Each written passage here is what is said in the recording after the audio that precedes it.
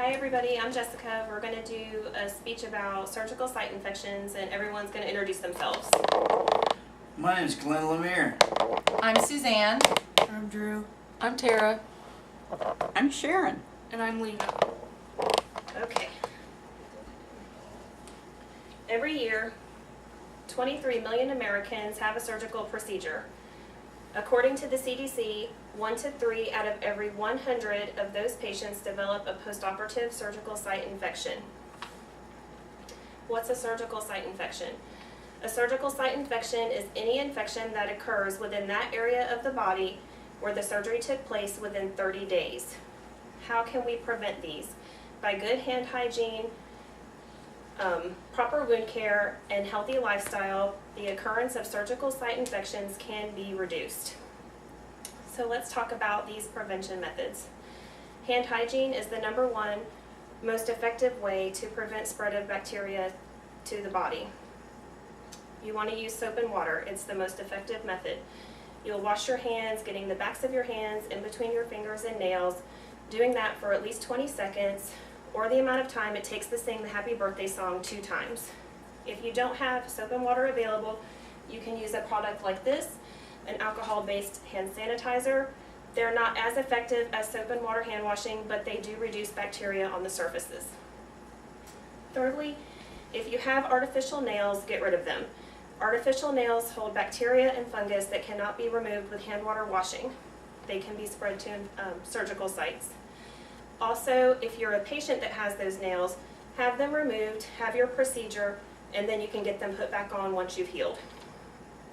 So now that your hands are clean, you need to care for your wound. Beginning with the second postoperative day, you're going to shower every day.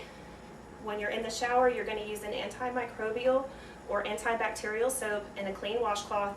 Clean in between your staples or around the incision and dry with a clean towel. You want to leave your incision open to air. If you cover your incision, moisture gets trapped and bacteria can grow. Thirdly, if you have pets, do not allow them to sleep with you. Pets dig in litter boxes, they get outside and dig in the yard, and they bring those bacteria in, and those can be transferred onto your skin without you even knowing. So now that your hands are clean and you've cared for your wound, you're going to want to give your body the essential tools it needs to heal, which is leading a healthy lifestyle. So first and foremost, if you're a smoker, stop smoking. According to the National Institute of Health, smokers have a higher incidence of infections than non-smokers. This is also true for non-smokers that are chronically exposed to secondhand smoke. Next, you want to eat a healthy diet. You need a diet rich in vitamins, minerals, lean proteins, and to drink lots of water. Your body needs these items to help heal itself. Thirdly, you want to get a lot of rest.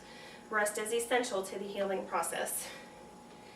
So these methods are simple and they can be used by young children that have had surgery all the way up to elderly adults.